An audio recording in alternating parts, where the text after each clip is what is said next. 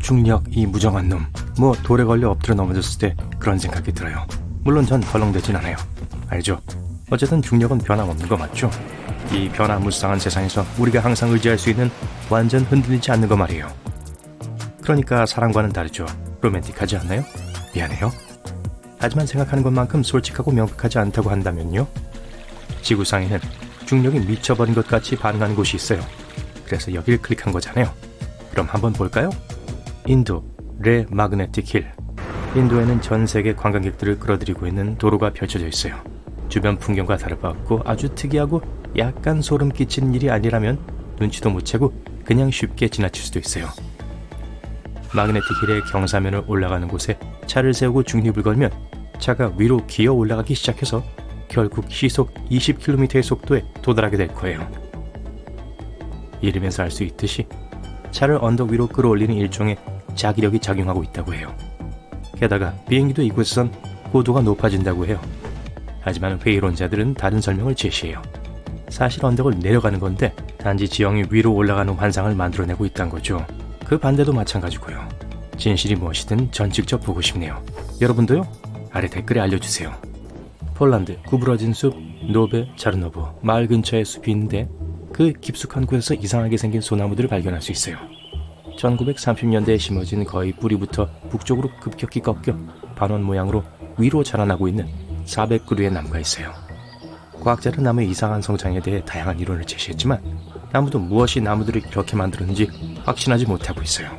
어떤 사람들은 인위적인 것이라고 하고 또 어떤 사람들은 나무를 이렇게 밀어낸 것이 중력 이상이라고 믿고 있어요. 하지만 이 이론의 문제점은 몇 년 동안 중력이 머물렀다는 건데 오직 나무에만 영향을 끼쳤다는 거예요. 아직도 어쨌든 확실한 설명이 없으니 누가 알겠어요?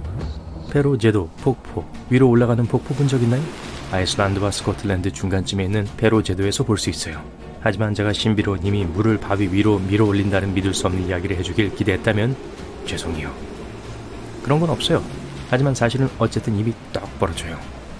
이곳의 바람이 아주 강력해서 물을 들어 올렸다가 다시 위로 던져버려요. 메리 포핀스가 우산을 쓰고 여행할 수 있었던 것도 이런 바람 때문이었던 것 같아요.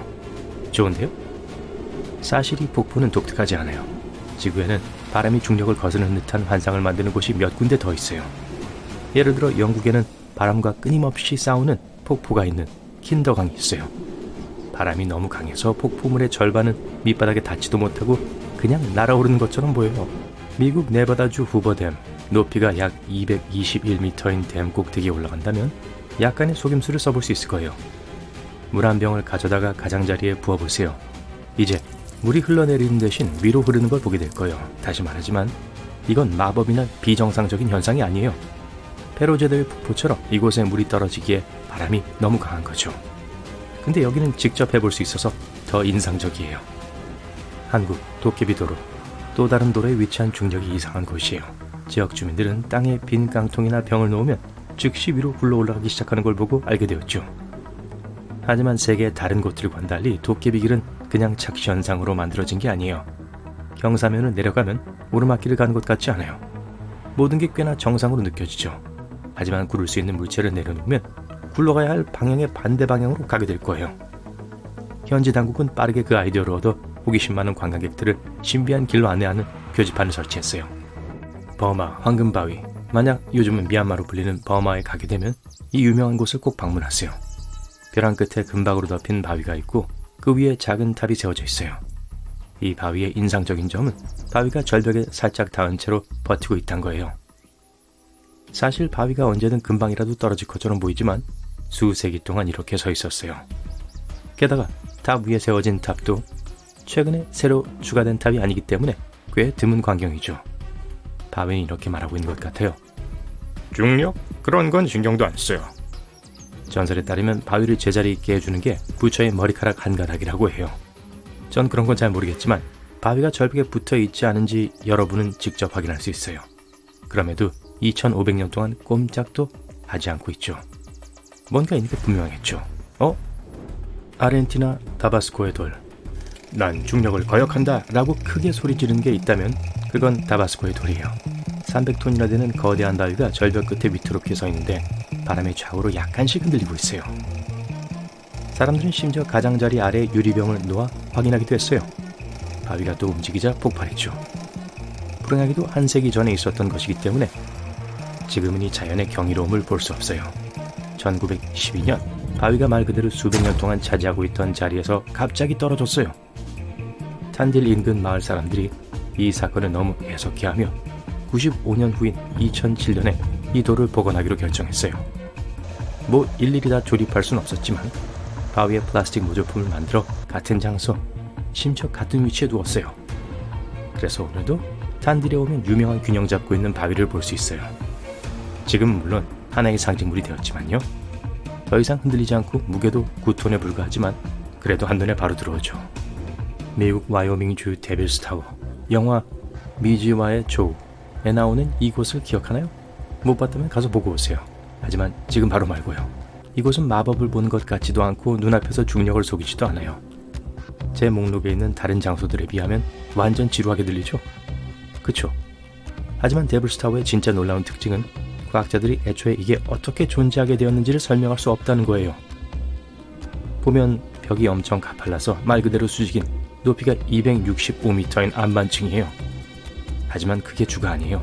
이 돌 조각은 주변 수 킬로미터에 이런 비슷한 것도 없는 와이오밍의 평평한 평야 가운데 우뚝 솟아있다는 거예요. 어떻게 이렇게 평탄한 풍경에 갑자기 이렇게 높은 것이 생겨날 수 있는 거죠? 이론은 많지만 아직 아무도 답을 몰라요. 제 이론이요? 아마 여기가 지구에 거대한 참외 배꼽이 있는 곳인가 봐요. 아니면 여러분이 더 나은 이론을 생각해보세요. 미국 오리건주 보르텍스, 오리건주 골드힐의 신비한 집은 중력을 거스르는 효과로 방문객들을 놀라게 해요. 항상 옆으로 기대고 균형을 잡기 위해 뭔가를 붙잡고 똑바로 서 있을 수 없어요. 공은 위로 굴러가며 어디에 두든 완벽하게 서 있는 빗자루도 있어요. 반잣집에 있는 다른 모든 것들과는 다르게 말이죠.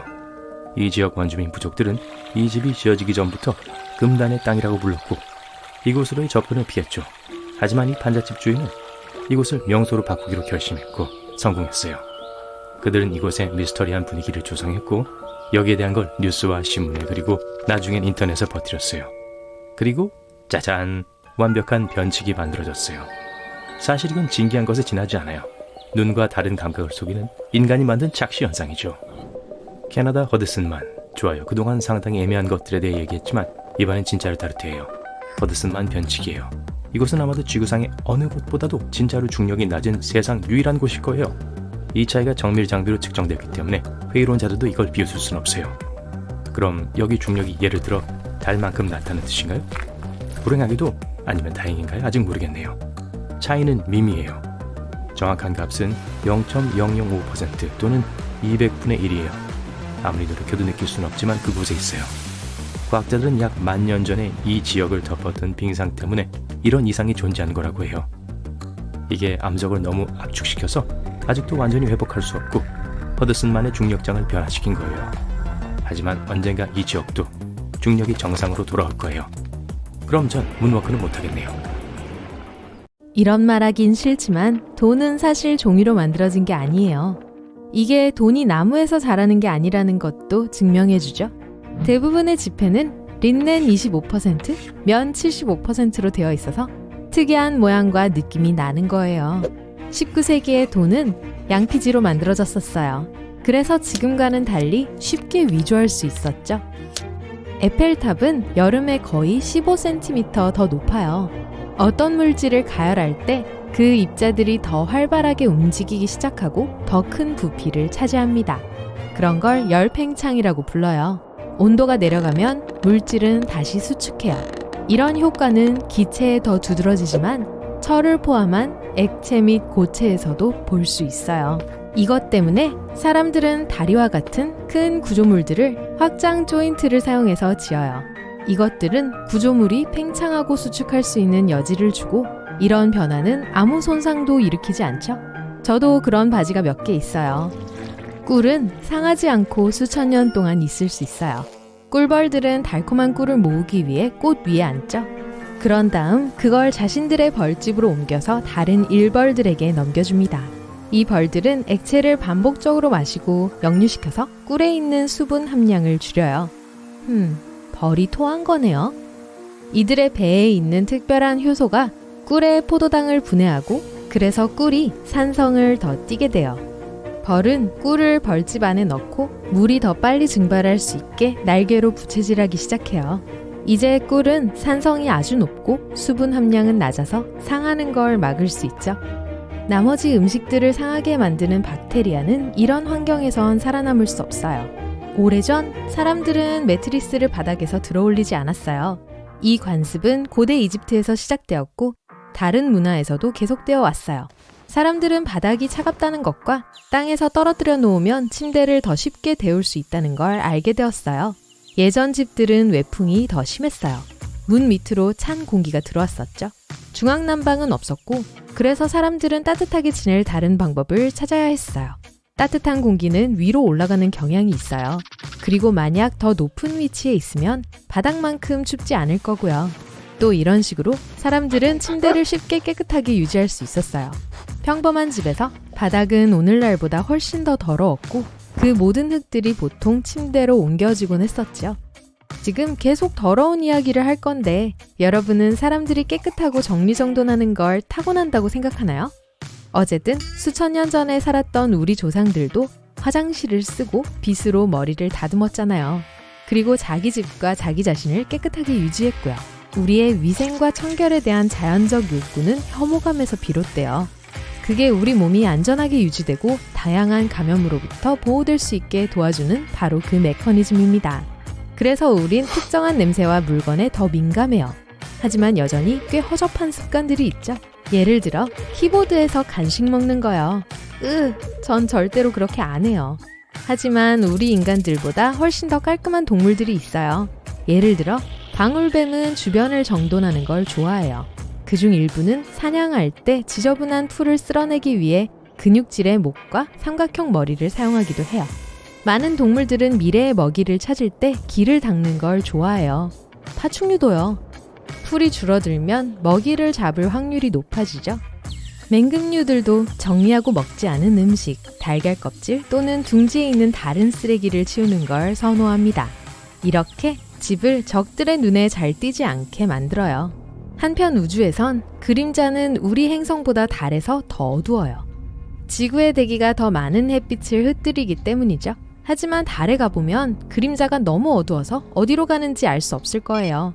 또 달 표면에 갓 만들어진 발자국을 발견할 수 있어요. 사람들은 몇십 년 동안 그곳에 발을 들여놓지 않았지만 발자국은 마치 어제 만들어진 것 같아 보이죠? 달에는 물이나 바람이 없기 때문에 어떤 것도 이 발자국을 지울 순 없어요. 그래서 원래 형태로 그곳에 수백만 년 동안 있을 수 있어요.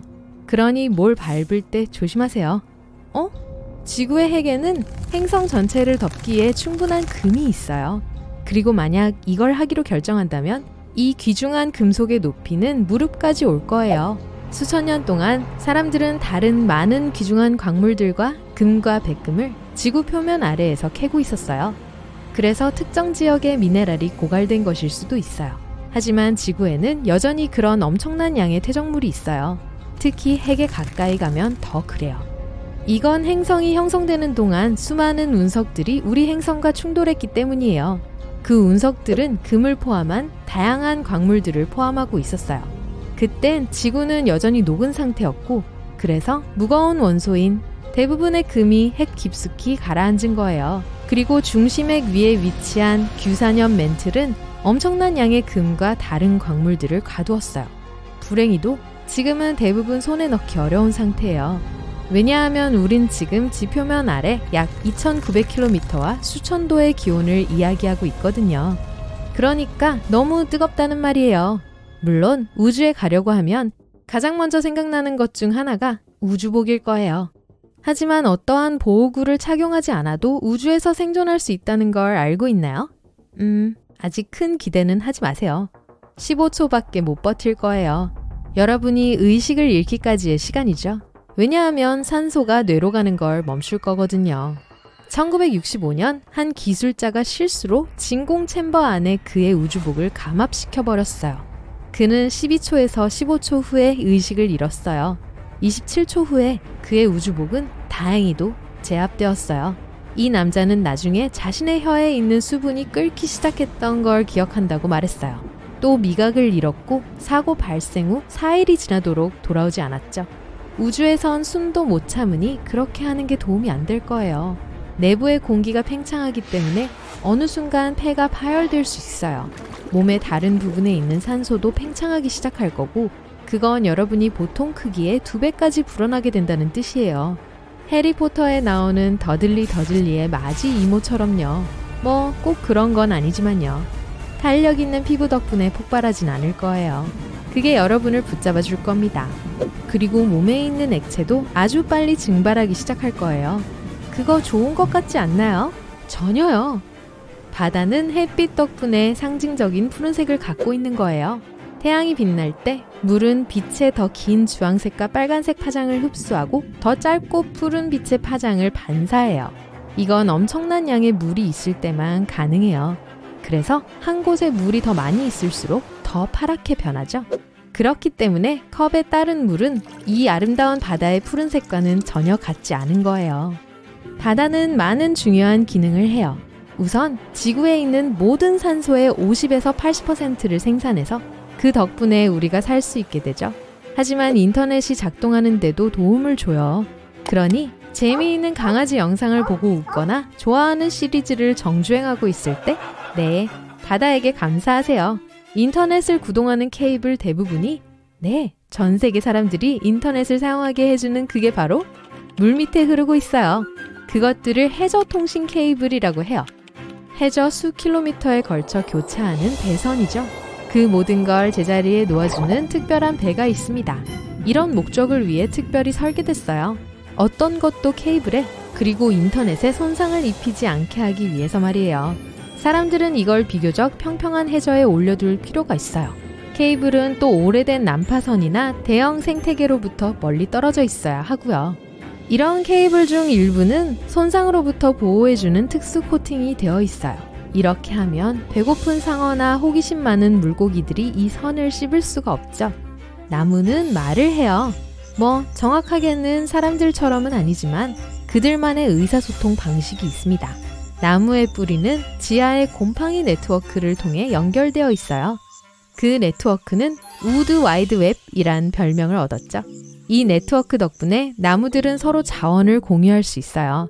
그런 식으로 대화를 하는 거예요. 그들은 한 나무에서 다른 나무로 영양분과 물을 전달하기 위해 이 곰팡이를 사용해요. 예를 들어 숲에 다른 나무들보다 더 강하고 오래된 엄마 나무나 다른 나무가 있어요. 그리고 자신의 영양분과 당분의 일부를 근처에서 자라는 작은 나무들과 공유하죠. 고마워요, 엄마. 화창한 날에 날아다니는 이 곤충들 좀 보세요. 햇볕에 탈까요? 대부분의 시간을 야외에서 보내는 것들은 안 타요. 멜라닌을 함유한 어두운 외골격을 갖고 있거든요. 그걸로 자외선을 차단하죠. 하지만 땅속과 물속에 사는 곤충이나 야행성 생물들은 피부가 더 창백하고 얇아요. 낮에 밖에서 시간을 많이 보내게 되면 진짜로 햇볕에 타거나 더 심해질 수 있어요. 잡아먹힐 수도 있고요. 벼룩은 아마 여러분이 생각하는 것보다 훨씬 빠를 겁니다. 스페이스 셔틀보다 더 빨리 가속할 수 있거든요. 점프하는 벼룩은 1m초 만에 최대 8cm라는 아찔한 높이에 이를 수 있습니다. 미친 듯이 빠른 속도죠. 이때 가속이란 일정 기간 동안 특정 개체의 속도 변화를 나타내는 용어로 측정 단위는 G입니다. 지구 표면의 중력은 1G의 가속도를 생성합니다. 초당 32.2피트 제곱의 크기죠. 그리고 스페이스 셔틀은 약 5억 G로 가속하는데 벼룩은 점프할 때 100G의 가속을 경험합니다. 벼룩의 몸에는 신축성이 좋은 고무 같은 특수 단백질이 포함되어 있기 때문에 이 차이가 매우 큰 거예요. 벼룩이 가장 필요할 때 에너지를 저장하고 방출할 수 있게 해줍니다. 기차역 승강장 가장자리를 따라 나 있는 노란색 플라스틱 돌기를 본 적 있으신가요? 이런 보도블럭은 촉각 지표면 표지라고 부릅니다. 별로 어려워 보이지 않을 수도 있지만 이 블럭을 설치하기 위해선 여러 명의 인부들이 필요합니다. 먼저 플랫폼에서 오래된 노란색 선을 갈아내야 해요. 그리고 나서 일시적으로 강철 가장자리를 제자리에 고정시킵니다. 그렇게 구멍을 뚫어야 할 곳을 알 수 있는 거예요. 이후엔 적절한 간격을 두고 구멍을 만들 특별한 시추장치가 필요합니다. 모든 구멍을 뚫으면 신기하게 생긴 격자 무늬가 땅 위에 나타납니다. 그런 다음 작업자들은 플라스틱 돌기를 하나씩 망치를 두드리기 시작하죠. 그나저나 이러한 돌기는 플랫폼 가장자리 경고 표지의 일부예요. 이 블럭의 목적은 시각장애인들에게 기차 승강장 가장자리에 너무 가까이 다가갔다는 걸 경고하고 알려주는 거예요. 번개의 온도는 약 27,000도로 믿을 수 없을 정도로 높은 온도죠. 태양 표면보다 5배 더 뜨거운 온도예요. 보통 전 세계적으로 번개는 하루에 800만 번씩 치는데 초당 약 93번의 번개가 내리는 셈이에요. 또한 일반적인 미신과는 달리 번개는 같은 장소에 2번 칠 수 있습니다. 그리고 번개는 고립되고 높고 뾰족한 물체에 치는 경향이 있어요. 예를 들면 엠파이어 스테이트 빌딩은 1년에 100번까지 번개를 맞은 적이 있어요. 여러분도 시트러스 냄새를 맡으면 깨끗함이 떠오르시나요? 이는 과거의 사람들이 집 청소에 레몬을 자주 사용했기 때문이에요. 레몬즙은 석회 얼룩을 녹이고 구리펜 같은 도구가 광택을 되찾게 도와주는 구연산을 함유하고 있습니다. 그래서 사람들은 껍질에서 레몬 오일을 추출하여 목재 광택제에 사용하기도 했어요. 그래서 시중에 세제와 크림 세정제가 나온 후에도 사람들은 계속해서 레몬 오일을 첨가해 좋은 향을 만들게 되었죠. 보잉사는 기내 와이파이를 개선할 때 감자를 사용합니다. 새로운 와이파이 시스템을 테스트하는 동안 사람들을 한 번에 며칠씩 앉아있게 할 수는 없죠. 하지만 여전히 비행 중 승객들의 상황을 모방할 무언가가 필요합니다. 그러니까 감자를 쓰는 거예요. 감자의 수분 함량과 화학 성분은 우리 몸과 비슷하게 전파 신호를 흡수하고 반사하거든요. 완벽한 선택이죠. 나뭇잎처럼 수면 위를 평화롭게 떠다니는 수련은 꽤 아름다워 보입니다. 그런데 이런 잎이 32kg의 무게를 지탱할 수 있다는 건 참 믿기가 어려워요. 수련은 버가마스코, 셰퍼드나 버니드 마운틴 도그처럼 큰 개의 몸무게만큼이나 무거워요. 그래서 잎이 수련의 무게를 지탱할 수 있도록 하려면 무게가 잎에 고르게 나눠지도록 해야 해요. 예를 들면 잎 위에 한 판을 올리는 것과 비슷하죠. 티라노사우루스는 한 마리라도 정말 무서울 거예요. 이제 25억 마리의 이 사나운 공룡들이 지구 곳곳을 돌아다닌다고 상상해보세요. 과학자들은 아마도 지구에 존재했던 공룡의 수가 이 정도 되었을 것이라고 추측하고 있어요. 하지만 이들이 모두 동시에 존재했던 건 아니에요. 이 공룡들은 몇백만 년에 걸쳐 12만 7천 세대가 넘게 존재해왔습니다. 그래도 무섭네요. 달은 우리에게서 매우 멀리 떨어져 있습니다. 화성, 토성, 목성은 훨씬 더 멀어요. 태양계는 거대합니다. 그리고 우리의 고향 은하계는 훨씬 더 크죠. 과학자들은 항상 새로운 우주 물체를 발견하지만 우주에는 결코 우리가 찾을 수 없는 수많은 은하가 존재한다는 걸 잊지 마세요. 우리가 볼 수 있는 것은 우주의 5%뿐입니다. 우리 눈에 보이는 영역엔 달, 별, 은하, 기타 다른 우주 물체들이 존재하고 나머지는 보이지 않으며 어떤 모양일지도 전혀 알 수 없습니다. 우주의 큰 부분 70% 이상은 암흑 에너지로 구성되어 있습니다. 암흑 물질은 25%를 차지하고요. 하지만 사람들은 이런 것들을 감지할 수 없습니다. 암흑 물질은 일반적인 물질과 상호작용하지 않습니다. 또한 보이지 않고 빛이나 어떤 형태의 전자기 복사열도 방출하지 않습니다. 그러나 과학자들은 은하와 은하단이 만들어내는 특이한 중력 효과 때문에 이 물질이 존재한다고 추측하고 있어요. 예를 들어 물리법칙에 따르면 회전하는 나선 은하의 가장자리에 위치한 별들은 은하 중심에 가까운 별들보다 훨씬 더 느리게 궤도를 돈다고 합니다. 은하의 중심은 눈에 보이는 물질의 가장 많은 양이 밀집되어 있는 지점이에요. 그러나 별들은 은하 원반에서의 위치와 상관없이 거의 같은 속도로 이동합니다. 그리고 이는 은하 가장자리에 있는 별들이 보이지 않는 질량의 중력 영향을 받고 있다고 가정할 때만 가능해요. 이 덩어리는 은하를 둘러싸고 있는 무리에 숨어 있을지도 모릅니다. 인간이 독을 생산할 수 있다는 것 알고 계셨나요? 지금 당장은 아니지만 엄밀히 말하면 인간이 할 수 있었던 일이에요. 모든 파충류와 포유류에게 가능한 일이었거든요. 이런 능력은 뱀이나 거미 그리고 유일하게 독을 만들어낼 수 있는 영장류인 늘보 원숭이에게서 발견됩니다. 생물학자들은 독과 침 사이에 공통된 유전적 과거를 발견했어요. 즉, 이는 독을 지는 파충류와 포유류에게 먼 공통의 조상이 있었다는 걸 뜻하죠. 독샘은 독으로 가득 찬 그릇과 같은 반면 침샘은 빈 그릇과 같습니다. 특별한 기관이나 유전자가 부족한 건 아니에요. 그 그릇을 채우는 데 도움을 주는 특별한 단백질이 없을 뿐이죠. 다시 말하면 침샘을 가지고 있는 모든 동물은 잠재적으로 독을 만들 수 있다는 거예요. 쥐부터 사람까지요. 우리 모두가 비 냄새를 즐기는 데 이유가 있습니다. 이 냄새는 심지어 페트리코라고 하는 특별한 이름도 있어요. 물에서는 특별한 냄새가 나지 않지만 비가 오면 공기 중에 쾌적한 향이 가득 차게 되죠. 흙에 사는 박테리아가 만들어내는 특별한 분자들 때문에 일어나는 현상이에요. 자, 어느 순간 밖을 보니 비가 오고 있다는 걸 깨닫게 됩니다. 그때 작은 공기 주머니가 형성되게 되고 이 주머니에는 그 특별한 분자가 소량 들어가게 돼요.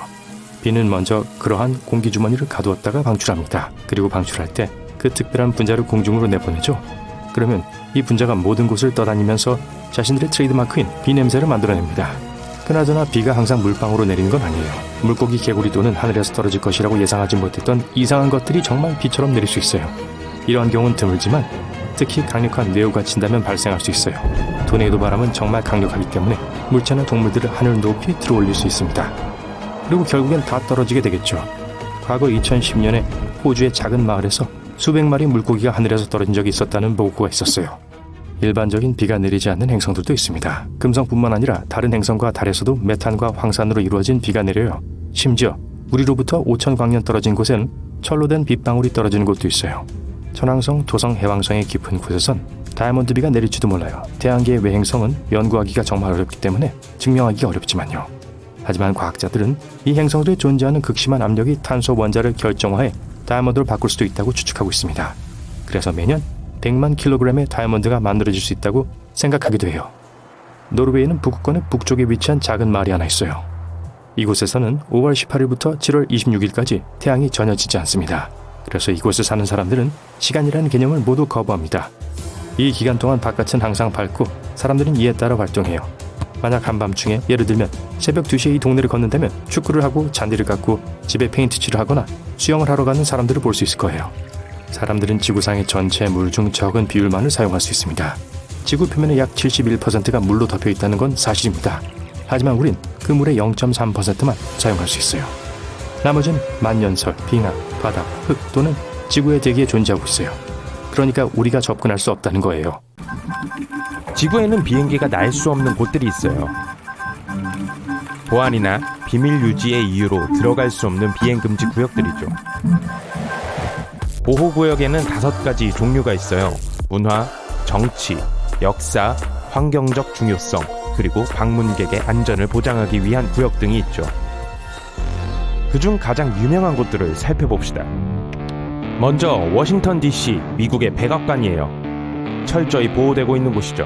해발 5,500m 이하라면 아무도 그 위를 날아갈 수 없어요. 백악관과 가까운 곳에 공항이 있는데 이 제한은 조종사와 승객들에게 많은 어려움을 주죠. 조종사들은 실수로 제한구역에 들어가지 않게 아주 조심스럽게 조종해야 해요. 왜냐하면 그 결과가 꽤 심각하거든요. 승객들은 보통 비행 시작 시에 별로 즐거운 시간을 보내지 못해요. 모두 보호구역에 들어가는 걸 피하기 위해 조종사들이 수행하는 것들 때문이죠. 2005년에 한 번은 한 조종사가 실수로 이 구역으로 방향을 틀었어요. 그리고 그것 때문에 미국 국회의사당이 대피를 했어요. 그들은 절대 만전을 기해요. 만약 보호공역에 누군가 혹은 뭔가가 있는 경우 기본적으로 위험하다고 간주하죠. 다음은 캠프 데이비드예요. 1938년 미국 메릴랜드 시골에 지어졌어요. 원래 캠프의 이름은 하이캐톡틴이었어요. 하지만 1953년 미국의 34대 대통령 드와이트 D 아이젠하워가 자신의 아버지와 손자를 기리기 위해 캠프 데이비드라고 이름을 지었어요. 캠프 데이비드는 미국 대통령의 시골 별장이에요. 또한 외국 대표위원들을 모시는 데에도 사용되죠. 이곳에 중요한 사람들이 많이 머물고 있기 때문에 그 주변으로 5km의 비행금지 구역이 있고 해수면 위 8km의 비행금지 구역이 있어요. 다음 장소도 미국의 전직 대통령 중 한 명에게 중요했어요. 부시가의 저택은 메인주에 있는 조지 부시 가족의 여름 별장이에요. 그 가족들은 여전히 이곳을 자주 방문해요. 그래서 해발 300m보다 낮으면 이곳 상공을 비행할 수 없어요. 또 다른 비행금지 구역은 케네디 우주센터예요. 해발 1500m 아래라면 아무도 그 위를 날 수가 없어요. 이곳은 나사의 섬 안팎의 활동 때문에 철저히 보호되고 있어요. 다음 장소는 여기 캐나다와의 국경에 있는 미국 미네소타 북부예요. 이 황야지대는 바운더리 워터스 카누 지역 자연보호구역이라고 불려요. 이곳은 국립휴양지이자 미국에서 가장 많은 사람들이 하이킹, 낚시, 카누를 타러 가는 방문객이 많은 야생지역이에요. 이 아름다운 자연지대 보호는 1902년에 시작되었어요. 1949년 전체 지역의 영공 해발 1200m 이내도 보호받게 되었어요. 이곳에서는 모터보트와 스노우모빌도 금지되어 있어요. 모두 자연의 아름다움과 황야를 보호하기 위해서죠. 제 목록에 있는 또 다른 장소는 짐작 못하실걸요? 디즈니랜드와 디즈니월드예요. 네, 디즈니랜드 영공은 백악관과 케네디 우주센터의 보호 수준을 갖추고 있어요. 특별 면제 없이 테마파크의 상공을 비행하는 것이 금지되어 있죠. 그리고 이 제한은 해발 900m 높이까지 가요.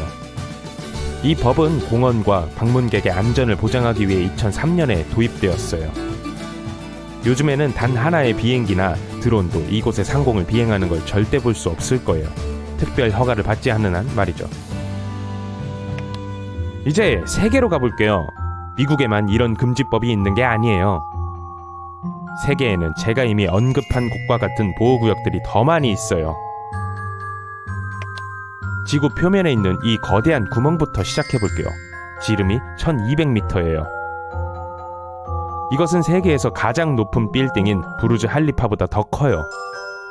사실 부르즈 할리파의 1.5배죠. 또 깊이는 525m 이상인데, 즉 구덩이에 140층짜리 건물이 들어갈 수 있다는 뜻이에요. 이 거대한 구덩이는 시베리아의 마을인 미르니에 위치한 다이아몬드 광산이에요. 이곳의 겨울 평균 기온은 섭씨 영하 35도예요. 위험해서 광산 위로 헬리콥터를 띄울 수 없어요. 광산이 너무 커서 공기의 흐름을 엉망으로 만들어요. 광산 내부의 공기는 바깥보다 훨씬 따뜻해요. 그리고 이 두 공기의 흐름이 섞이면 소용돌이가 생기죠. 만약 헬리콥터가 이곳을 지나가면 소용돌이가 그걸 끌어당길 거예요. 그러면 기계의 고도가 떨어져 추락하게 될 거예요. 또 다른 장소는 버킹엄 궁전이에요. 군주들을 보호하기 위해 이 건물 상공을 비행하는 게 금지되어 있어요. 이 궁전은 단순히 여왕이 거주하는 곳이 아니에요. 외국 대표들과의 회의가 많이 열리는 영국의 행정본부이기도 하죠. 왕실이 거주하는 곳이기 때문에 비행기들은 윈저 성 위를 날 수 없어요. 페루는 2006년에 유명한 랜드마크인 마추픽추 위를 비행하는 걸 금지시켰어요. 이 금지는 랜드마크의 유산과 야생동물을 보호하기 위한 것이었어요. 다음은 인도의 타지마할이에요. 1653년에 완공된 이 묘는 인도의 북부 아그라에 위치해 있어요. 이곳은 세계에서 가장 잘 알려진 곳 중 하나이며 유네스코가 지정한 세계문화유산으로 보호받고 있죠. 매년 600만 명 이상이 찾는 이곳이 보호받는 건 당연하겠죠. 이 지역은 2006년부터 비행 금지 구역이 되었어요. 이 법은 건물과 방문객을 보호하기 위해 제정되었어요. 비록 공식적인 금지는 없지만 비행기들은 지구의 특정 지역을 피하는 걸 선호해요. 그 중 하나가 히말라야예요. 히말라야 산맥은 6,000m를 넘고 지구에서 가장 높은 곳인 8,850m에 달하는 에베레스트 산도 있죠. 대부분의 비행기들은 약 9,145m에서 비행하는데 이건 산봉우리에 너무 가까워요.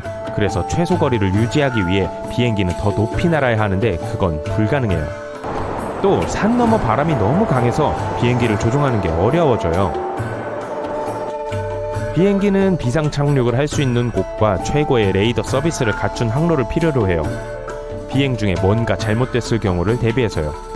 문제는 히말라야에는 레이더 서비스가 거의 없단 거예요.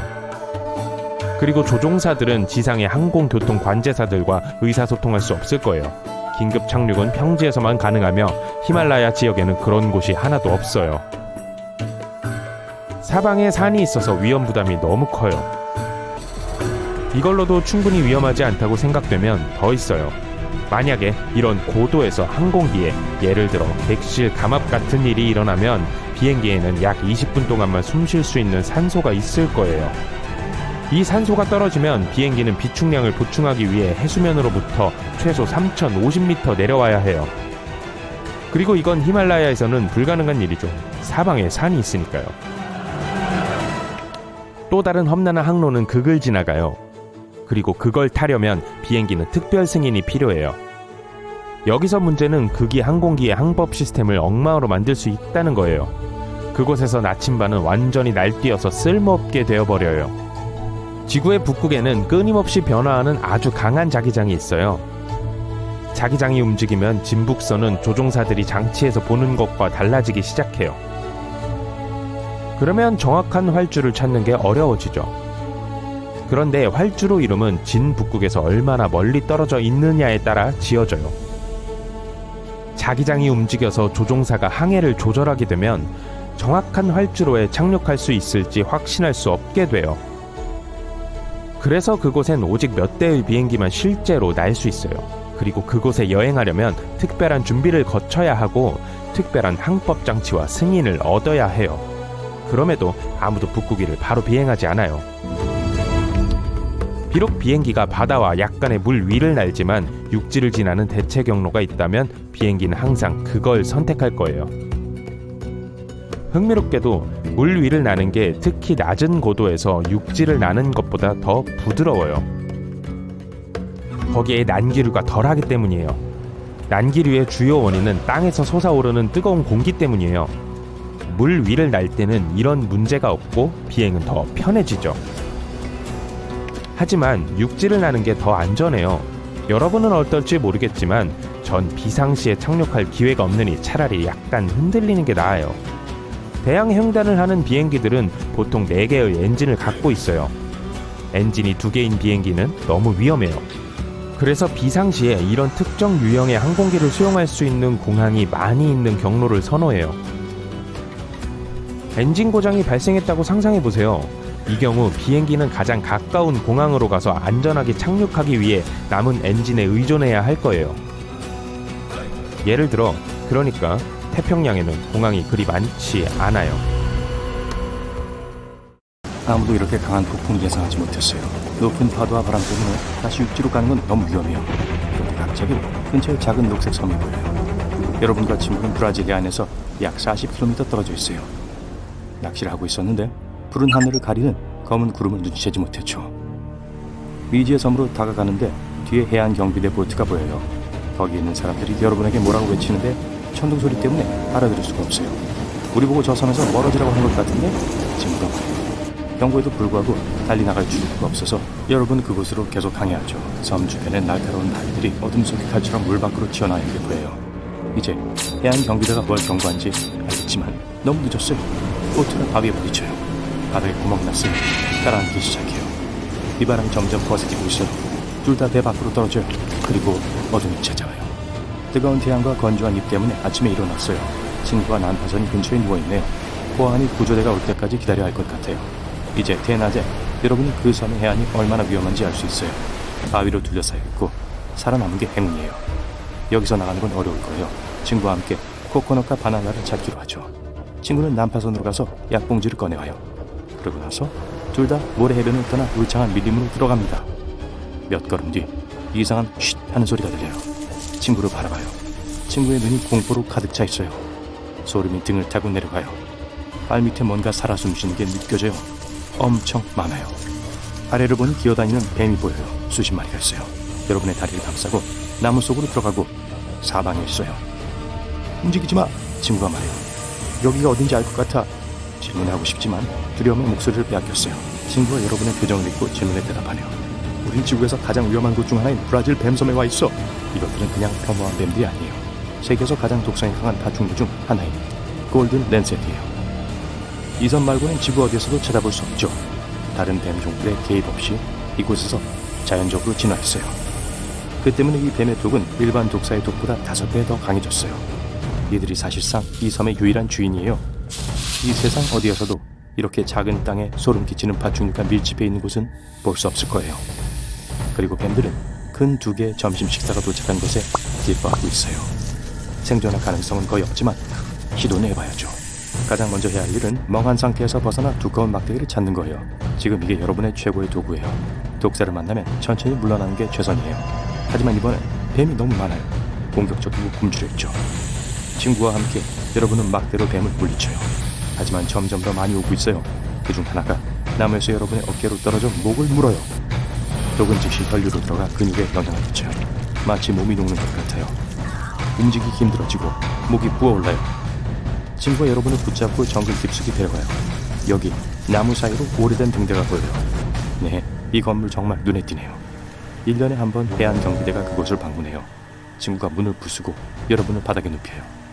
여러분은 물린 상처 때문에 죽을까봐 두려워하고 있죠. 다행히도 여러분의 친구는 의사예요. 친구가 필요한 약을 주사하고 여러분의 생명을 구해줘요. 더 많은 위험이 생기기 전에 몇 분 정도 쉴 수 있어요. 친구가 수천 년 전에 이곳에 독특한 뱀이 나타났었다고 말해줘요. 이 섬은 오랫동안 브라질 땅이었어요. 그러다가 거대한 홍수가 그 대륙으로부터 이곳을 갈라놓았어요. 이 부분의 땅은 온 세상과 단절되었고 이게 내부의 독특한 생태계를 형성하는 데 도움이 되었어요. 이곳에 살던 독사는 골든 랜셋으로 진화했어요. 그들은 빠르게 섬의 주요 주인이 되었고 나머지 모든 동물들을 파괴했죠. 하지만 어떻게 먹잇감 없이 남은 세상과 단절된 채 살아남은 거죠? 자연과 진화 덕분이에요. 이 섬은 많은 새들의 경유지예요. 장거리 비행 중에 휴식을 취하기 위해 이곳에 잠시 쉬어가죠. 전에는 뱀에 물리는 것이 새들에게는 거의 아무런 해가 안 됐어요. 새들은 겁을 먹고 뱀에게 먹히지 않고 날아가버렸죠. 하지만 수년간의 진화 끝에 이 섬의 주인은 한번 물면 새가 다시는 날지 못할 정도로 강력한 독을 갖게 됐죠. 오래전에 해적이 이곳에 보물을 숨겼었다는 전설이 있어요. 그리고 아무도 그걸 찾지 못하도록 금을 지키기 위해 그는 뱀을 데려왔어요. 물론 여기엔 동전이 든 상자는 없었지만 이 섬은 오늘날에도 현대 해적들에겐 매력적인 곳이에요. 골든 랜스헤드는 비싼 상품이라서 나쁜 사람들이 파충류를 사냥하기 위해 이곳을 자주 방문해요. 그래서 섬 주변에 해경이 항상 근무 중이죠. 이곳은 사람들의 출입이 금지되어 있어요. 그리고 누군가가 경비병을 지나친다 해도 바위를 직면해야 할 거예요. 오직 생물학자와 과학자들만 그 지역의 동물군을 연구할 수 있는 허가가 있어요. 방문에 필요한 조건은 뱀의 독으로부터 사람들을 구할 수 있는 의사가 팀에 있어야 한다는 거예요. 자, 해적들과 수많은 독사들이 있지만 이 섬을 더 최악으로 만드는 다른 뭔가가 있어요. 이 순간 건물 곳곳에서 바스락거리는 소리가 들려와요. 수천 개의 작은 발들이 벽과 바닥을 두드리고 있어요. 주위를 둘러보니 거대한 바퀴벌레가 많이 보여요. 어떤 것들은 여러분 손바닥 반만해요. 옷 속으로 기어들어가요. 여러분과 친구는 두려움에 비명을 지르면서 등대 밖으로 뛰쳐나가요. 빨리 해변에 도착해 물에 뛰어들어요. 셔츠 속에 바퀴벌레는 한 마리도 없는 것 같아요. 하지만 그게 다는 아니에요. 이상한 윙윙거리는 소리가 들려요. 주위를 둘러보니 벌레들이 하늘을 날며 검은 구름을 만드는 게 보여요. 메뚜기네요. 수천 마리의 날아다니는 곤충이 여러분 쪽으로 향하고 있어요. 충돌을 피하기 위해 여러분은 물 아래로 잠수해 구름이 지나갈 때까지 기다려요. 수면 위로 올라가서 해안으로 이동해요. 다행히도 여기에 뱀은 거의 없어요. 친구와 함께 정글에 가는 게 두려워서 구조대가 도착할 때까지 몇 시간 동안 기다려요. 초조하게 모래 위에 그림을 그리면서 다시는 이곳을 방문하지 않겠다고 다짐하죠. 드디어 구조대 보트를 보게 돼요. 여기는 우연히 오게 됐다고 말하려고 하죠. 그들은 여러분의 말을 믿고 섬에서 대피시켜줘요. 배를 타고 떠나면서 마을이나 작은 도시에 독사가 많이 나오면 어떤 일이 일어날지 생각해보죠. 사람들이 어떤 문제에 직면할지 상상하기가 어렵네요. 하지만 사실 아무것도 상상할 필요는 없어요. 지구상에 독이 있는 코브라들과 함께 사는 현지인들이 있어요. 하지만 아무런 혼란도 일으키지 않아요. 인간은 그 마을에서 파충류와 평화롭고 조화롭게 살 수 있어요. 인도의 셰팔 마을에 오신 걸 환영해요. 이곳은 약 2,600명의 인구가 살고 있고 정글에 위치해 있죠. 여긴 더워요. 현지인들은 친절하고 관심이 많아요. 그들의 집에 한번 들어간다면 불가능해 보이는 걸 볼 수 있을 거예요. 세상에서 독이 가장 위험한 동물 중 하나인 킹코브라가 차분히 가구 주변을 기어다니며 사람들이 주는 계란과 고기를 먹어요. 이 파충류가 뜨거운 태양을 벗어나 쉬고 물을 마시고 간식을 먹을 수 있는 특별한 코너도 있어요. 사람들은 코브라가 반려동물인 것처럼 좋아해요. 마을에는 코브라가 사방에 있어요. 집과 학교에 와서 거리를 기어다니고 저녁 식사 동안 함께하죠. 이 지역 주민들은 코브라를 완전한 주민이라 생각하죠. 애지중지하고요. 뱀도 사람들이 익숙하고 위험으로 여기지 않아요. 제일 멋진 것은 이 마을의 뱀의 독 이빨 때문에 비극적이었던 사건이 한 번도 없었단 거예요. 세상에서 코브라들이 사람들과 이렇게 조화를 이루며 산 곳은 어디에도 없어요. 수영할 줄 아나요? 잘 됐네요. 왜냐하면 태평양 가장 깊은 곳으로 여행을 갈 거거든요. 오리발 신으세요. 마리아나 해구의 맨 밑바닥이 기다리고 있어요. 이제 물속에 들어가요. 진짜로요. 어서. 좋아요. 수중 0.3m예요. 마스크처럼 특별한 장비 없이 수영할 수 있는 깊이죠. 저기 봐요. 관광객인가 봐요. 아니면 고래일지도요. 물속 3m예요. 이곳은 미국에 있는 대중수영장과 해변보다 조금 더 깊어요. 알록달록한 물고기와 심지어 태양광선을 먹고 사는 식물성 플랑크톤도 볼 수 있어요. 8m 아래입니다. 이탈리아의 수상도시 베니스의 소대가 서 있는 깊이죠. 건축가들은 나중에 집과 거리를 지은 기둥을 그 깊이에 세웠어요. 수중 10m예요. 엄청난 압력을 느끼기 시작해요. 지상에서는 평방인치당 약 6.8kg의 기압 아래에 있게 돼요. 하지만 여기 10m에서는 그 압력이 2배가 돼요. 여러분의 폐나 귀와 같은 몸 안에 있는 모든 공기주머니들이 이 압력으로 인해 압박되면서 불편해지기 시작해요. 하지만 걱정 마세요. 장기는 부드럽고 탄력이 있어서 계속 잠수할 수 있어요. 수중 12m예요. 이런, 공기가 부족해요. 보통 사람은 30초에서 90초 동안 숨을 참을 수 있어요. 현재 기록은 믿을 수 없는 24분 37초예요. 좋아요. 계속 내려가려면 잠수 장비가 필요하겠네요. 자요. Thank you very much. 관광객들은 암초와 산호를 보기 위해 이 깊이까지 잠수해요. 거기에 특별한 기술은 필요하지 않아요. 하지만 훈련이나 자격증 없이 더 깊이 잠수할 수는 없어요. 14m 아래예요. 조심하세요. 먹이를 찾아 헤엄치는 상어들이 있어요. 가끔 관광객들이 안전 케이지에 들어가서 상어들을 가까이 보기 위해 이 깊이까지 내려와요. 이 포식자로부터 멀리 떨어져서 관심을 끌지 않는 게 좋아요. 그러니 밝고 빛나는 보석은 착용하지 마세요. 상어는 그런 걸 엄청 좋아하거든요. 수중 19m예요. 이 깊이에서 플로리다에 있는 아쿠아리우스 리프 베이스 연구소를 볼 수 있어요. 이곳의 전체 건물은 해치를 통해 해저 탐사를 할 수 있는 방들로 되어 있어요. 32m 아래에요. 사슬에 매달린 이상한 종을 볼 수 있어요. 사람들은 약 400년 전에 딥 다이빙을 위해 이것들을 사용하곤 했어요. 배에서 안에 잠수부가 있는 사슬에 종을 달아내렸죠. 종 안에는 이들이 숨 쉴 수 있는 충분한 공기가 있었어요. 그렇게 해서 보물이 있는 침몰한 배를 탐험할 수 있었죠. 42m, 이 깊이에서 중국 첸다오후 호수에서 가라앉은 도시 전체를 찾을 수 있어요. 거기에서 아직도 거리, 집, 그리고 사원들을 볼 수 있어요. 100m, 와, 거대한 흰긴 수염 고래와 거의 부딪힐 뻔했어요. 어떻게 그걸 못 봤어요? 기착한 2개 크기의 이 녀석들은 보통 이 깊이에서 잠수해요. 쉿, 잠시 고래의 노래를 들어봅시다. 아름답네요. 계속 가봅시다. 200m, 대부분의 해양 생물이 없어지는 곳이에요. 햇빛이 물속 깊이 거의 침투하지 않아요. 아래에 있는 건 이런 낚시꾼 같은 특이한 물고기 뿐이에요.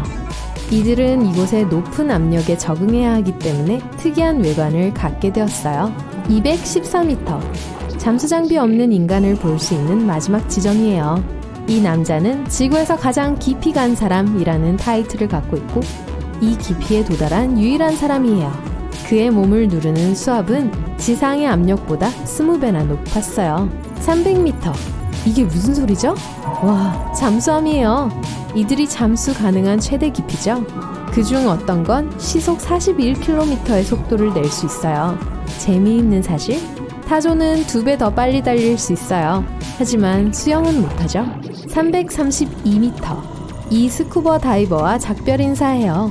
이보다 더 깊은 곳에서는 볼 수 없거든요. 세계 기록은 홍해에서 세워졌어요. 잠수부가 이 깊이에 도달하는데 12분밖에 걸리지 않았죠. 하지만 잠한병을 피하기 위해 지상으로 돌아오는 데는 15시간이 걸렸어요. 그래서 지금 여러분은 대기 딥 다이빙 수트를 입어요. 완전 밀폐되어 있어서 입고 있으면 굉장한 수압을 느끼지 못할 거예요. 443m, 엠파이어 스테이트 빌딩을 물에 집어넣는다면 끝부분이 여기 있을 거예요. 그리고 그 안에 있는 모든 카펫이 적겠죠? 700m, 이곳의 수압은 지표면의 70배예요. 수트의 유연한 플라스틱 부품은 그런 압력을 견디지 못해요. 그래서 여기 긴급 배달품이 왔어요. 이것은 초심의 잠수정이에요. 이제 여러분은 다이빙을 해저까지 계속할 수 있어요. 830m, 여기서 지구상에서 가장 높은 빌딩인 부르즈 할리파의 꼭대기를 볼 수 있어요. 아, 이런, 누가 이 주변의 높은 건물들을 다 가라앉히고 있는 거죠? 1641m, 이곳은 세계에서 가장 오래되고 깊은 호수 중 하나인 바이칼 호수의 깊이예요. 이곳의 면적은 벨기에 전체 면적보다 약간 더 커요. 2450m, 멕시코만에 있는 페르디도 석유 플랫폼이 도달한 기록적인 깊이예요. 그리고 수면 윗부분에 3개의 데크가 있는데 그건 거의 에펠탑만큼 높아요. 3646m. 이건 대서양의 평균 깊이예요.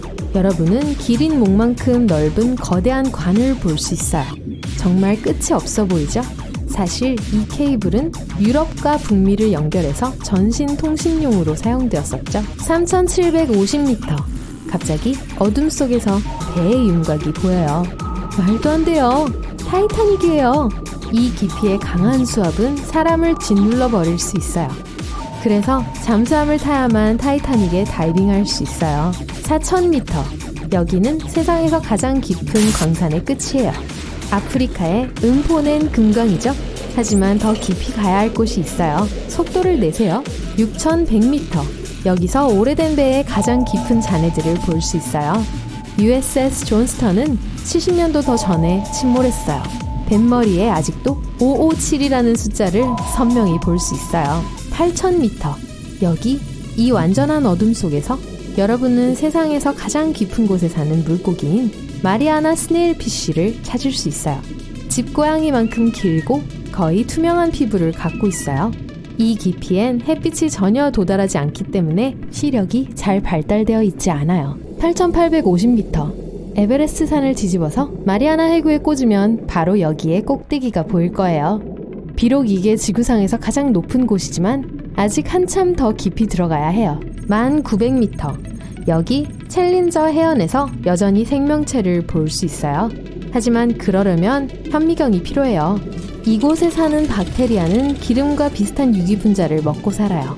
조금 더 깊이? 축하해요. 해저에 닿았어요. 11,000m 깊이에요. 이곳의 압력은 표면보다 1071배 높아요. 하지만 여기 온 첫 번째 사람은 여러분이 아니에요. 마리아나 해구 바닥을 향한 마지막 탐험 중 하나가 2012년에 있었어요. 미국의 한 영화 감독이 자기가 직접 디자인한 잠수함을 타고 이곳으로 내려왔어요.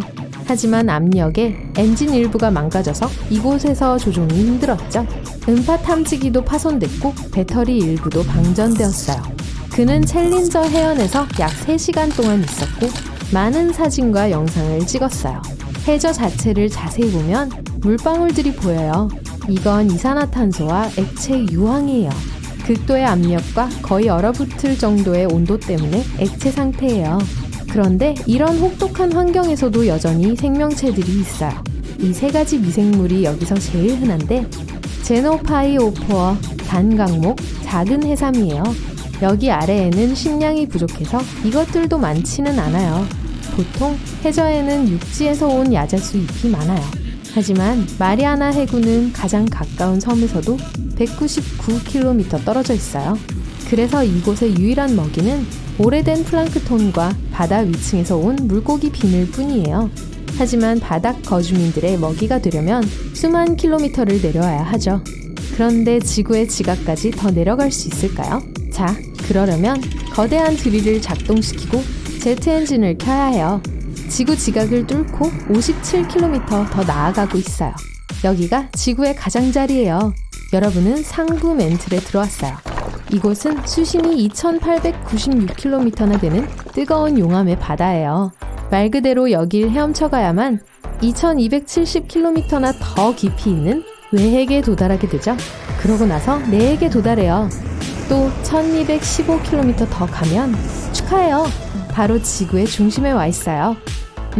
물어보고 싶진 않은데 우리 여기서 어떻게 나가죠? 우리의 기대와 달리 태양은 별로 노랗지 않아요.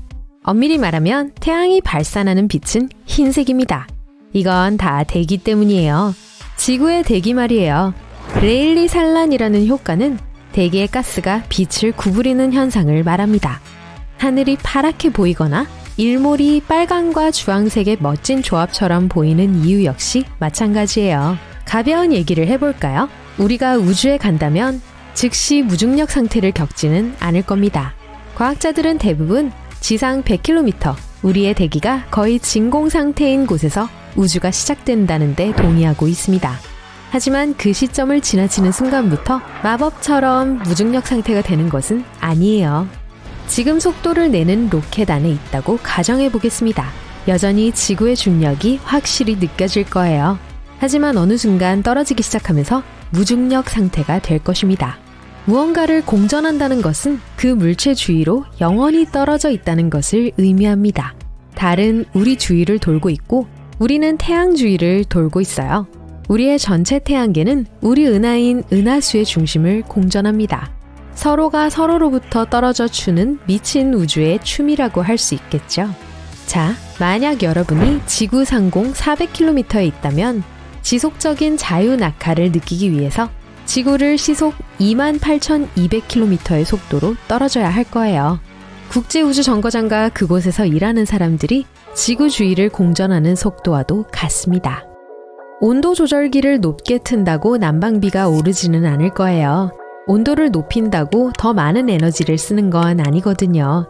30도로 설정하면 가열 속도는 변경되지 않고 목표 온도만 변경됩니다. 더 높게 설정하면 에너지만 낭비하고 너무 더워지게 될 거예요. 자유의 여신상에 있는 7개의 뾰족한 뿔은 몇몇 사람들이 전에 생각했던 것처럼 7개의 대륙과 7개의 바다를 나타내는 것이 아닙니다. 그 뾰족한 모양은 태양 광선을 의미하고 원은 약간의 후광을 나타내고 있는 거예요.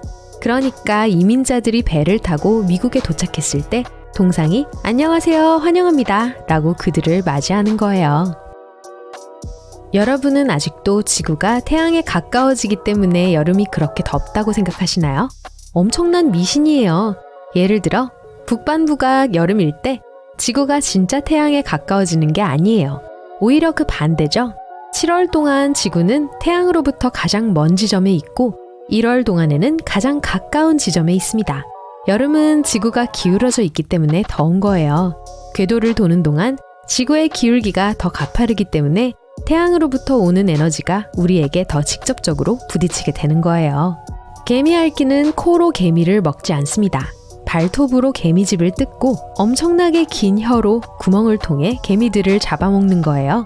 혀는 개미핥기의 머리 전체 길이보다 2배나 더 길 수 있어요. 혀는 끈적끈적하고 작은 가시로 덮여있기 때문에 개미들을 가두는 게 그리 어렵지 않아요. 개미핥기는 매일 2만 마리의 개미를 먹습니다. 티렉스의 시력은 나쁘지 않았어요. 몇몇 연구에서는 티렉스가 오늘날의 독수리나 매보다 훨씬 더 깊은 시각을 가졌을지도 모른다는 걸 보여줬습니다. 또한 이들은 영화에서처럼 빠르지 않았습니다. 몸의 구조를 봤을 때 시속 19km 이하의 속도로 움직였을 거예요. 이보다 더 빠르다면 뼈에 손상을 입게 될 겁니다. 하지만 그래도 괜찮아요. 티렉스는 대부분 자신보다 훨씬 느린 공룡들을 쫓고는 했으니까요. 정말 아름다운 나비네요. 하지만 만지지 마세요. 다시 날 수 없게 될 테니까요. 이건 또 유명한 미신입니다. 살짝 만지신다면 나비는 살아서 날 수 있을 거예요. 나비의 날개에는 비늘이 있어요. 그래서 나비를 만지면 그 비늘이 떨어질 수도 있어요. 하지만 그 비늘은 어차피 자연스럽게 없어질 거예요. 떨어지는 비늘은 거미줄에 잡혔을 때 나비가 탈출할 수 있게 도와줄 겁니다. 늑대는 달을 보고 울부짖지 않아요. 영화에서 멋진 장면이기는 하지만 실제 생활에서는 밤에 활동하기 때문에 울부짖는 거예요. 달을 쳐다보기 위해 위를 쳐다보는 건 아니에요. 고개를 들어야 소리가 더 잘 이동할 수 있기 때문이죠. 다른 늑대들은 10에서 11km 떨어진 곳에서 이 소리를 들을 수 있을 거예요. 이들은 서로 소통하기 위해 울부짖고 심지어 동료를 잃어버렸을 때 내는 특별한 소리도 있어요. 늑대 무리에 꼭 우두머리가 있는 것은 아니에요. 늑대들이 많이 모이면 서로 경쟁심이 생기고 다른 늑대들을 지배하고 싶어 합니다. 그래서 항상 알파 늑대가 생기는 것처럼 보일 수 있어요. 하지만 늑대들이 야생에 있을 때 이들은 가족과 함께하며 서로를 돕습니다. 나이 든 늑대는 많은 다른 동물들과 비슷하게 자연스레 더 높은 지위를 가지게 됩니다. 여러분은 기린이 하루에 30분만 잔다는 얘기를 들어보신 적 있으신가요? 이건 거짓말이에요. 기린은 매일 약 4시간 30분씩 잡니다. 낮에 활동하는 동물들 사이에서는 꽤 정상적이에요. 기린은 한 번에 11분 미만으로 누워서 자는 경향이 있어요. 악어와 엘리게이터가 속한 악어과 동물들은 경주마만큼 빨리 달릴 수 없습니다. 그건 미신이에요. 이들은 육지에 있을 때 시속 19km까지 달릴 수 있습니다. 하지만 그렇게 해도 오랜 시간 동안 그 속도로 달릴 수는 없어요. 아마 20에서 25m면 금방 피곤해지게 될 거예요. 정말 빠른 사람도 걸을 때 시속 19km 속도로 움직이기 때문에 뛰지 않고 악어를 앞지를 사람은 많을 거예요. 하지만 물속에서 시속 32km 이상의 속도로 움직일 때는 다릅니다. 이들을 수영으로 앞지르려고 하는 건 아마 좋은 생각이 아닐 거예요. 악어는 도마뱀이 아니에요. 친척도 아닙니다. 비슷해 보일 수도 있지만 이 둘은 완전히 별개의 종이에요. 지배 파충류는 두 개의 계통이 있어요. 하나는 새와 공룡, 다른 하나는 악어가 포함된 종입니다. 도마뱀은 이들과 아무 관련이 없어요. 세상에나. 악어와 엘리게이터가 기본적으로 같다는 건 또 다른 미신이에요. 이들은 같은 과 출신이고 꽤 비슷하게 생겼지만 마지막으로 공통적인 조상을 가진 건 6,500만 년 전이에요. 영장류가 박쥐와 같은 종에서 갈라졌을 때로 아주 오래전이죠. 둘 모두 살아남기에 훌륭한 신체 구조를 가지고 있기 때문에 비슷하게 보입니다. 이는 진화 과정에서 생존을 위해 아무것도 추가하거나 제거할 필요가 없었다는 것을 의미하죠. 상어는 수킬로미터 떨어진 곳에서 피 냄새를 맡을 수 없습니다. 상어의 뇌에서 고도로 발달되고 확장된 부분은 냄새를 아주 잘 맡게 해주는데요. 그래서 상어 중 몇몇은 올림픽 경기용 수영장만큼의 많은 양의 물속에서 아주 적은 양의 피를 감지할 수 있는 거예요. 하지만 바다는 훨씬 더 크고 그렇게 고요하지 않기 때문에 냄새를 사라지게 할 겁니다. 때때로 물살이 좋고 날이 좋을 때 수킬로미터는 아니지만 축구장 몇 개 정도의 거리에서 잠재적인 먹이의 냄새를 맡을 수 있을 겁니다. 상어가 수영을 멈춘다면 생존할 수 없다는 건 부분적으로만 사실입니다. 상어는 수영을 할 때만 숨을 쉽니다. 수영을 하면서 아가미 위로 물을 밀어넣기 때문이에요. 몇몇 상어종의 경우는 사실일 거예요. 하지만 아가미 위로 물을 퍼올리면서 수영하지 않고도 산소를 얻을 수 있는 종은 많이 있어요. 예를 들어 바다 밑바닥에 사는 뱀상어가 있죠.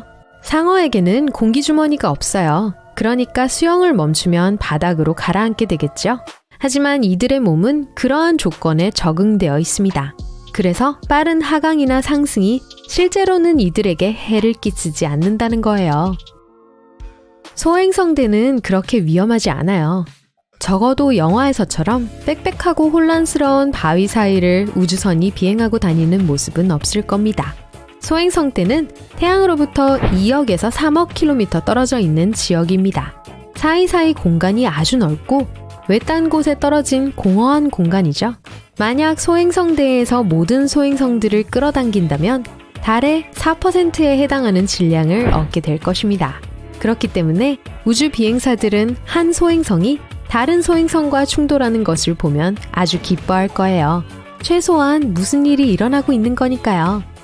우리 뇌가 새로운 세포를 성장시킬 수 있다는 건 어느 정도 사실이고 동시에 거짓입니다. 우리 뇌의 대부분은 새로운 뉴런을 성장시킬 수 없지만 어떤 부분들은 그렇게 할 수 있어요. 예를 들면 해마가 있죠. 해마는 무언가를 기억하고 배우고 먹는 양을 조절하게 하고 중요한 생물학적 기능을 돕는 뇌의 매우 중요한 영역이에요. 다수의 동물 종들은 뇌 전체에 걸쳐 뇌세포를 재생시킬 수 있지만 인간의 경우엔 그렇지 않습니다. 어떤 과학자들은 의지할 수 있는 기억을 필요로 하는 많은 다른 종들보다 인간이 더 오래 살기 때문에 그런 것일지도 모른다고 생각합니다. 그래서 인간의 뇌는 오랜 기간에 걸친 경험을 모으는 방법을 찾아야 하는 거예요. 예를 들어 해마의 새로운 뉴런들은 과거의 것들만을 기억하는 것보다 새로운 기억을 만들고 새로운 것을 배우기 위해 존재하는 것일 수 있어요. 이 새로운 뇌세포들은 여러분의 뇌가 과거를 개척하고 미래를 계획하도록 도움을 줍니다. 아니면 그냥 코끼리를 구하세요. 절대 기억을 잊지 않으니까요. 인정합시다. 뭔가 신선한 것 요리할 기분이 아닐 때 남은 파스타를 안 즐길 사람이 어디 있겠어요. 하지만 대부분의 사람들은 이 파스타를 가장 효율적으로 데우는 방법을 몰라요. 음식을 큰 도넛처럼 보이게 해 중간에 구멍을 뚫으면 고르게 데워져요. 페이스트리를 신선하게 유지하려면 빵 한 조각을 덮어주세요. 만약 쿠키를 봉지에 보관한다면 안에 빵을 좀 넣어주세요. 그럼 부드럽게 유지되고 마르지 않을 거예요. 고무밴드를 이용해 비닐봉지를 묶을 수 있어요. 아니면 플라스틱 병 윗부분을 자를 수 있어요. 이렇게 열려있는 봉지 위에 올려놓고 두 부분을 돌려 막아주면 돼요. 베이컨, 양상추, 토마토를 뜻하는 BLT 샌드위치를 만들 때 베이컨 조각들을 이렇게 넣어주세요. 그러면 샌드위치에 고르게 잘 덮일 거예요. 빵을 자르는 가장 좋은 방법은 거꾸로 더 단단한 면부터 자르는 거예요. 이렇게 하면 빵 모양을 유지할 수 있죠. 빵을 자르기 전에 상온에서 식을 때까지 기다려야 해요. 밖에서 음료를 마실 때 컵케이크 라이너로 잔이나 컵을 덮으세요. 이러면 온갖 종류의 벌레가 음료에 들어간 걸 막을 수 있어요. 아이스크림 용기를 냉동고에 보관하기 전에 지퍼락 봉지에 넣어보세요. 만약 이렇게 하지 않으면 다음날 아이스크림을 퍼내는데 문제가 생길 거예요. 하지만 플라스틱 봉지 안의 아이스크림은 부드럽게 유지될 거예요. 전통적인 방법으로 팝콘 봉지를 여는 대신 봉지 옆면에 구멍을 내보세요. 이렇게 하면 손에 기름을 묻히지 않아요. 아무것도 안 튀어나오고 속이 고르게 펴져 있는 완벽한 샌드위치를 꿈꿔본 적이 있나요? 여기 있어요. 그냥 동그란 샌드위치 속을 반으로 자르세요. 이렇게 하면 빵 전체를 덮을 수 있어요. 스테이플러 베이스에 있는 금속판을 돌릴 수 있어요. 이걸 돌리면 스테이플러 핀이 바깥쪽으로 휘어져요. 이게 일시적으로 스테이플러를 고정할 수 있게 해주죠. 그리고 스테이플러 심은 나중에 쉽게 떼낼 수 있어요. 석류 씨앗을 분리하는 건 꽤 어려울 수 있죠. 하지만 이 방법을 사용하면 어렵지 않아요. 우선 아주 날카로운 칼로 위에서 아래로 열매 부분이 아닌 껍질을 4에서 6등분 정도로 잘라주세요. 그리고 따뜻한 물을 그릇에 채워요. 이 물 그릇에 석류를 담그세요. 이건 씨앗이 터졌을 때 밝은 빨간색 과즙이 옷과 주변의 모든 걸 물드는 걸 막아줄 거예요. 그리고 석류를 잘려진 선을 따라 부드럽게 여세요. 그런 다음 각 부분을 바깥쪽으로 당기면 돼요. 햄버거를 무너뜨리지 않고 손에 쥘 수 있는 방법이 있어요. 가운데 손가락 3개를 위로 그리고 새끼와 엄지손가락을 밑에 두세요. 이렇게 하면 안에 속이 다 있을 수 있어요. 쓰레기통에서 쓰레기를 빼거나 새 비닐봉투에 넣는 건 매우 까다로울 수 있어요. 하지만 쓰레기통에 구멍을 몇 개 뚫으면 이 일을 훨씬 쉽게 할 수 있죠. 이 방법으로 공기가 봉지 밑에 막힌 쓰레기통으로 들어갈 수 있어요. 봉투가 쓰레기통 안에서 자체적으로 진공 포장되는 걸 막아주죠. 젓가락으로 느끼한 간식을 먹어보세요. 이렇게 하면 손가락에 기름이 묻지 않게 되죠. 만약 쓰레기 봉투를 보관한다면 깔끔한 삼각형 종이 접기를 해보세요. 이렇게 하면 공간이 절약될 거예요. 컵케이크를 먹는 옳은 방법은 샌드위치처럼 먹는 거예요. 우선 포장지에 컵케이크를 꺼내세요. 그런 다음 페이스트리 바닥을 떼어내서 위에 올려놓으세요. 이렇게 하면 프로스팅 한 입 한 입을 다 즐길 수 있어요. 어떤 초콜릿 상자에는 사탕을 넣는 구멍 사이에 작게 움푹 들어간 곳이 있어요. 이런 움푹 패인 곳을 누르면 초콜릿이 칸에서 튀어나올 거예요.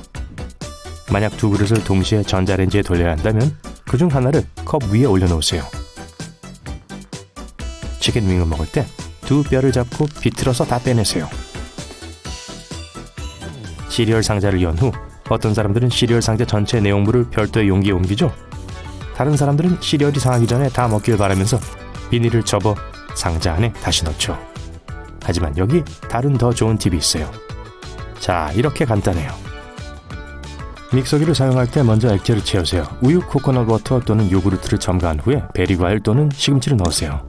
어떤 단어들을 선그어 지을 때 그냥 선을 긋지 마세요. 만약 누군가가 여러분이 쓴 걸 알아내려 한다면 이건 도움이 안 될 거예요. 대신 단어 위에 다른 글자를 쓰세요. 피자 조각을 U자 모양으로 잡으세요. 이렇게 하면 피자가 벌어지는 걸 막을 수 있어요. 보통 가방, 신발 그리고 사는 많은 다양한 물건에서 실리카겔을 발견할 수 있죠. 이건 과도한 수분을 흡수하기 위해 들어있어요. 실리카겔이 든 포장지를 버리지 마세요. 여러분의 신발이 젖을 때마다 안에 이걸 넣어보세요. 안 넣었을 때보다 신발이 훨씬 더 빨리 마를 거예요. 이제부터 봉지 클립도 내버려도 돼요. 여러분의 간식을 신선하게 유지하는 빠른 방법이 있거든요. 봉지가 열리지 않도록 몇 번 접어주기만 하면 돼요. 이렇게요. 짐 싸면서 옷을 말아 올리는 걸 의미하는 레인저 롤링을 하면 여행 가방 공간을 많이 아낄 수 있어요. 또 물건이 주름지는 걸 막아주고 가방을 좀 더 정돈시켜 줄 거예요. 바지, 티셔츠, 잠옷, 수영복 그리고 평상복에 이 방법을 쓰세요. 불행히도 스웨터 같은 큰 옷에는 적용이 안 돼요. 옷이나 늘어나는 봉을 사용해 스프레이병을 욕실 수납장 안에 걸어 보관할 수 있어요. 만약 자를 고리에 걸고 싶다면 자에 있는 구멍이 유용할 거예요. 또 완벽한 원을 그려야 한다면 이 구멍에 연필 끝을 넣을 수도 있어요. 만약 용기에 물을 채워야 하는데 싱크대에 맞지 않는다면 쓰레받기가 유용할 수 있어요. 그냥 바로 아래 용기에 물을 흘려보낼 수 있게 놓으면 돼요. 수박을 썰지 말고 옆으로 잘라보세요. 이제 수박스틱을 먹는 편리한 방법을 알게 되었네요. 그리고 과즙으로 엉망진창이 되지 않죠? 아이스 커피에 얼음 조각을 넣어주면 음료가 희석되어 맛이 없어지죠? 대신 커피 얼음을 써보세요. 준비하기 아주 쉬워요.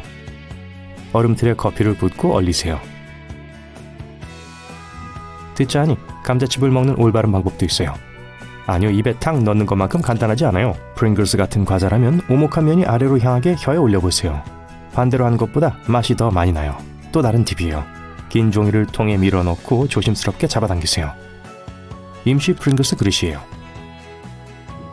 새 열쇠를 넣을 때는 스테이플러가 열쇠 고리를 쉽게 열어줄 거예요. 대부분의 주방용 가위 손잡이 사이 가운데엔 금속 집게 같은 모양의 이빨이 있어요. 이건 견과류, 게 껍데기, 다른 질긴 제품을 쪼개는 걸 도와줄 수 있어요. 그리고 이것의 도움으로 항아리와 병을 열거나 허브 줄기를 제거할 수 있어요. 망고를 먹기 가장 쉬운 방법은 사각으로 자르는 거예요. 이렇게 하면 과일 껍질을 벗길 필요도 없어요. 매듭을 정말 빨리 풀기 위해서 느슨한 끝을 최대한 비틀어서 매듭에 밀어 통과시키세요. 바나나 껍질을 벗기는 가장 좋은 방법은 검은 점이 있는 바닥에서 시작하는 게 제일 좋아요. 이렇게 하면 바나나 벗기기가 훨씬 더 깔끔해질 거예요. 더 이상 으깨진 바나나와 성가신 실은 없죠. 가끔 컴퓨터에서 일어나야 하는데 다시 로그인하고 싶지 않을 때가 있죠. 마우스를 아날로그 시계 위에 놓으세요. 마우스가 째깍거리는 초침의 움직임을 인지할 거예요. 그리고 이게 컴퓨터 화면이 검은색으로 바뀌는 걸 방지할 거예요. 두꺼운 양말을 신고 타이트한 부분을 헤어드라이기로 불어 신발을 늘려보세요. 활성 대나무 숲은 불쾌한 냄새와 박테리아를 제거하는 데 도움을 줄 수 있어요. 그물 봉지에 넣어 환기하고 싶은 방에 놔두세요. 더 이상 비싼 공기청정기는 필요 없어요. DIY 아이스팩을 만들어서 차가운 식사는 차갑게, 또 음식을 신선하게 유지할 수 있어요. 스펀지를 가져와서 물을 채워주세요.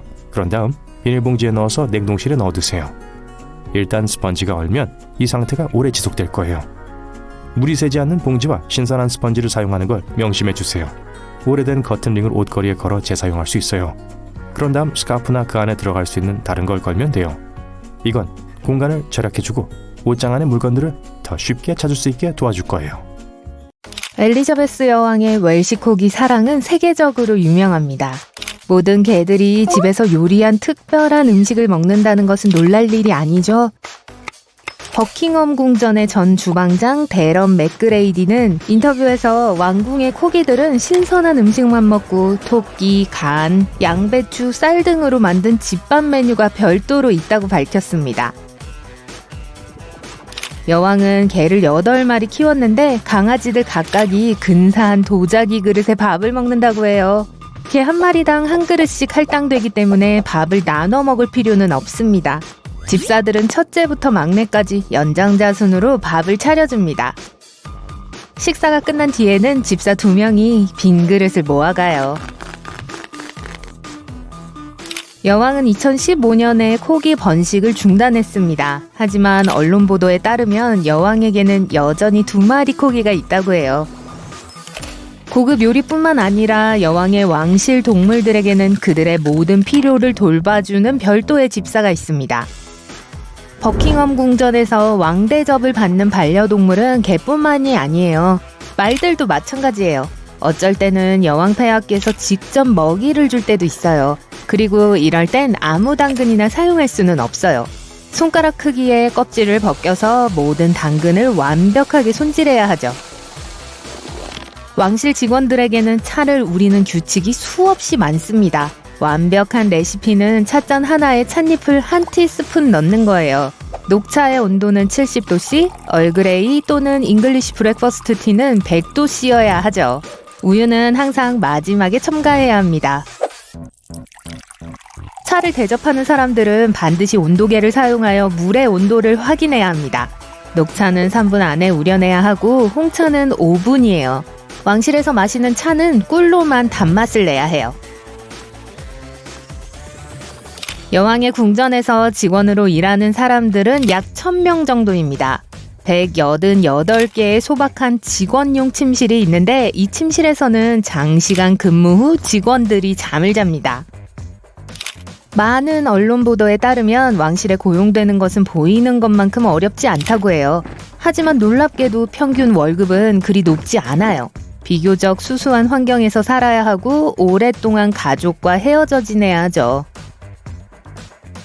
왕궁에서 일하는 장점은 몇 가지가 있어요. 무료 전화, 자동차와 자전거 임대, 공짜 점심 등이 있죠. 일상적으로 왕궁에 사는 사람들에게는 모든 식사가 무료입니다. 여왕의 궁전 중 한 곳에서 새로운 직원이 필요할 때는 공식 웹사이트에 광고를 올려요. 왕실에서 집사로 일하고 싶은 사람들은 먼저 옥스포드셔 블레넘 궁전의 버틀러 과정에 지원할 수 있습니다. 이 기관에서는 기간별로 다양한 유료 에티켓 과정을 제공하며 여기엔 7,000파운드 상당의 4주간 교육 과정도 포함되어 있어요. 하지만 취업이 보장되는 건 아니고 기회를 넓혀주는 것뿐이에요. 최근 몇 년 중 올라온 왕궁의 일자리 중 하나는 에딘버러 홀리로드 하우스 궁전에서 여왕의 역사적인 꽃병과 대체할 수 없는 그림을 닦는 일이었습니다. 이 일을 하게 된 사람은 1년에 $1,500 정도의 급여를 받고 일주일에 20시간씩 일을 해야 했습니다. 관련 경험은 따로 필요하지 않고요. 왕실 직원의 가장 중요한 자질은 비밀을 잘 지키는 것입니다. 왕실에서 일을 하면서 직원들은 언론에서 관심을 가질 법한 예민한 정보들을 보고 듣게 될 수 있을 겁니다. 옛날 직원 중 몇몇은 왕궁에서의 일에 대한 책을 쓰기도 했어요.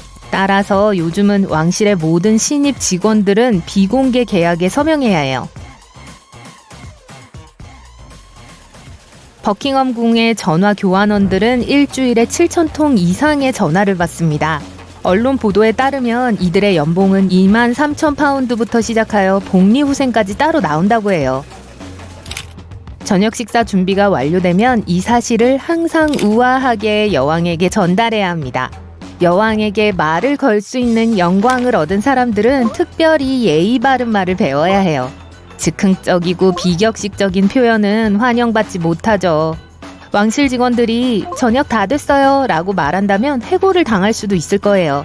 대신 이들은 이렇게 말해야 합니다. 폐하, 저녁이 차려졌습니다. 찰스 왕세자는 사냥 후에 반숙란을 먹는 습관이 있었습니다. 그리고 그가 언제 도착할지는 보통 예상하지 못했기 때문에 주방 직원들은 이상한 규칙을 만들었어요. 도착 예정 30분 전에 왕자가 사냥 후 즉시 신선한 간식을 즐길 수 있도록 3분마다 계란을 삶기 시작한 거죠. 모든 주방 직원들은 왕실 가족들의 식단에 대한 엄청난 제한 목록을 가지고 있습니다. 식중독의 위험을 낮추기 위해서죠. 여행 시 수돗물을 마시는 것은 금지되어 있으며 타르타르와 같이 날고기나 덜 익힌 고기로 만든 이국적이거나 매운 음식은 먹지 않습니다. 여왕과 왕족 사람들은 절대 손으로 음식을 먹지 않습니다. 과일을 먹을 때도 항상 나이프와 포크를 사용해요. 전직 왕실 요리사 데런 그레디는 11년 연속으로 피자를 만들어 본 적이 없었다고 고백했어요. 메뉴는 매우 보수적이었죠. 여왕은 그에게 햄버거를 제외하고는 어떤 패스트푸드도 요리해달라고 부탁한 적이 없었다고 해요. 하지만 버거는 빵 없이 사슴고기 패티로 아주 특별한 방식으로 만들어져야 했어요. 여왕 폐하께서는 보통 오후 3시에서 5시 사이에 차를 마시며 껍질을 자른 샌드위치를 먹어요. 가장 좋아하는 샌드위치 토핑은 오이, 발모랄 훈제 연어, 머스타드를 곁들인 햄, 마요네즈를 곁들인 계란 참치입니다. 음식을 서빙하는 왕실 직원들에게는 독특한 지도가 있습니다. 다양한 가족 구성원들에게 다양한 식사를 제공하기 위해서죠. 왕실의 생활과 요리를 쉽게 하기 위해 이 서빙 규칙은 수십 년 동안 그대로 내려오고 있어요. 버킹엄 궁에서는 아침에 청소기를 돌리는 것이 금지되어 있습니다. 대신 청소팀에서 조용히 카펫을 쓸어요. 직원들이 성가신 청소기 소음으로 왕실 사람들을 너무 일찍 깨우지 않도록 하기 위한 규칙입니다. 오직 왕족들만 원하는 곳을 어디든 걸어 다닐 수 있어요. 궁전에는 긴 복도가 많은데 직원들에게는 카펫 가운데를 걸어서는 안 된다는 무언의 규칙이 있다고 해요. 신발에서 흙이 떨어지거나 불필요한 발자국을 남기고 카펫이 닳지 않도록 하기 위해서 직원들은 복도의 측면으로 걷는다고 합니다. 버킹엄 궁전의 대부분의 직원들은 하루 종일 서서 일해야 하기 때문에 등이 아주 튼튼해야 해요. 특히 영국의 상징 중 하나인 아름다운 붉은 제복과 검은 모자를 쓴 유명한 근위병들의 경우 더 그렇죠. 이 젊은 근위병들은 완전히 침묵한 채 보초를 서야 합니다. 만약 경비원이 웃거나 관광객들과 이야기하는 것이 발각되면 월급의 3분의 1에 해당하는 벌금을 물게 됩니다. 그러니 만약 버킹엄 궁전을 여행하게 된다면 그들을 배려해서 웃게 만들 생각은 하지 마세요. 보모들도 많은 어려움을 겪습니다. 이들은 적절한 영양 섭취, 사이버 보안, 안전 운전까지 많은 책임을 지고 있죠. 이 직업을 갖기 위해 여성들은 3년간의 집중 훈련을 이수해야 합니다. 모든 보모들은 야외 활동을 장려하는 아주 옛날 스타일의 교육을 받아요. 그렇기 때문에 비가 오고 춥더라도 집 밖에서 많은 시간을 보낼 마음의 준비를 해야 합니다. 버킹엄 궁전의 보모들은 결혼식이나 생일 파티와 같은 공식적인 행사에서만 전통적인 유니폼을 입어요. 보수적인 황갈색 유니폼, 중절모, 흰 장갑 등을 착용해야 하죠. 나머지 근무 시간에는 평상복을 입을 수 있습니다. 놀랍게도 채용 예정인 왕실 직원들의 신분 확인은 4주에서 6주밖에 걸리지 않습니다. 그리고 모든 지원자들이 영국 시민이어야 하는 것은 아니지만 영국에서의 취업 허가는 필수적이에요. 공식적인 의례에서는 왕족들이 공공 행사에 갈 때 반드시 의전을 받아야 한다고 규정되어 있습니다. 그러나 엘리자베스 여왕은 이전에 운전대를 잡고 자신의 사유지를 돌아다니는 것이 언론에 포착된 적이 있어요. 여왕이 18살이었을 때 여성 국방의용국의 운전수로서 수업을 받은 적이 있거든요. 하지만 물론 왕궁에서는 공식 행사에 여왕을 모셔다 줄 특별한 운전기사를 고용합니다. 왕실 운전기사 구인 광고에서는 주 48시간 근무에 연간 2만 3,4천 파운드라는 무시무시한 급여를 언급하고 있죠. 다른 직원들과 마찬가지로 기사들도 궁궐의 초대를 받아 그곳에서 생활을 하고 모든 식사는 무료입니다. 합격자는 압박감을 견디며 일할 수 있어야 하고 세심한 주의력, 운전면허증도 있어야 합니다. 또 매너와 의사소통 능력도 필수죠. 이 일을 하면 운전뿐만 아니라 손님들과 가정관리인들, 왕족들을 만나야 하니까요.